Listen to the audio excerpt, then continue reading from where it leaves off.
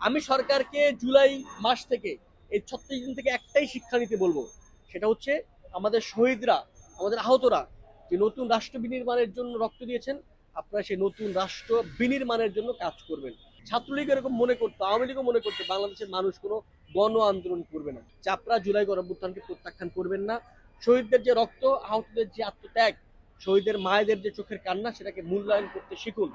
তরুণরা, শিক্ষকরা, শ্রমিকরা, পেশাজীবীরা, যারাই আমাদের মায়েরা, বোনেরা, যারাই জুলাই গণঅভ্যুত্থানে অংশগ্রহণ করেছেন, এটা আপনাদের জন্য কর্মসূচি, এটা আপনাদের কথা, আমরা আপনাদেরকে নিয়ে কর্মসূচি পালন করতে চাই। আমি সারা বাংলাদেশের সকল ছাত্রছাত্রী ভাই বোনদেরকে আহ্বান জানাবো, আমরা যখন যেখানে যেই কর্মসূচি পালন করবো ডাক দিব, আপনারা সেটাতে সক্রিয়ভাবে অংশগ্রহণ করবেন। জুলাই গণঅভ্যুত্থান আমরা মনে করি শুধুমাত্র জাতীয় ছাত্র শক্তির না, আমরা মনে করি সারা বাংলাদেশের সকল মানুষের, যারাই ফেসিবাদের সঙ্গে আপোষ করেন নাই, যারাই ফেসিবাদকে রুখে দিয়েছেন, তাদের সবার এই জুলাই গণঅভ্যুত্থান, সবাইকে নিয়ে আমরা জুলাই গণঅভ্যুত্থান পালন করতে চাই, দ্বিতীয় বর্ষপূর্তি পালন করতে চাই, ভাব গাম্ভীর্যতার সঙ্গে পালন করতে চাই। একই সঙ্গে আমরা সরকারকে আহ্বান জানাবো যে আমরা দেখছি সরকারের মধ্যে নানাভাবে এই জুলাই গণঅভ্যুত্থানকে নেগলেক্ট করার, নানাভাবে জুলাই গণঅভ্যুত্থানকে একটু নানাভাবে প্রত্যাখ্যান করার বিভিন্ন রকমের ইচ্ছা দেখা যাচ্ছে। তারা জুলাই গণঅভ্যুত্থানের পরে যে রাষ্ট্র বিনির্মাণের আকাঙ্ক্ষা, সেটাকে ইতিমধ্যে প্রত্যাখ্যান করেছে। সুতরাং আমরা সরকারকে এই জুলাই গণঅভ্যুত্থানের দ্বিতীয় বর্ষপূর্তির ঠিক আগের দিন এই ঢাকা বিশ্ববিদ্যালয়ের মধুকর টিম থেকে বলবো যে আপনারা জুলাই গণঅভ্যুত্থানকে প্রত্যাখ্যান করবেন না। শহীদদের যে রক্ত, আহতদের যে আত্মত্যাগ, শহীদের মায়েদের যে চোখের কান্না, সেটাকে মূল্যায়ন করতে শিখুন।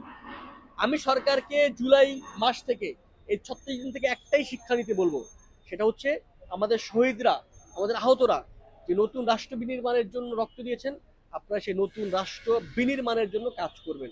আমরা কাউকে হুমকি দিতে চাই না, কারোর প্রতি কোনো বিরূপ ধারণাও পোষণ করতে চাই না, কিন্তু বলতে চাই আপনাদের মনে হবে ছাত্রলীগ এরকম মনে করতো, আওয়ামী লীগও মনে করতো বাংলাদেশের মানুষ কোনো গণ আন্দোলন করবে না। এইটা মনে করেই শেখ হাসিনা অধ্যত্ব বেড়েছিল এবং তার পরিণাম সে পেয়েছে। আমরা চাই এই সরকার ক্ষমতা এসে যেভাবেই আসুক, এসছে ভোট ইঞ্জিনিয়ারিং করে যেভাবে এসছে, কিন্তু আমরা চাই জুলাই গণ অভ্যুত্থানের জন্য, জুলাই গণ অভ্যুত্থানের পরে যে নতুন রাষ্ট্র বিনির্মাণের আকাঙ্ক্ষা, সে আকাঙ্ক্ষার জন্য কাজ করুক। এই জন্য আমরা আমাদের প্রতিপাদ্য রেখেছি জুলাই থেকে জাগরণ, জাগরণ থেকে নির্মাণ।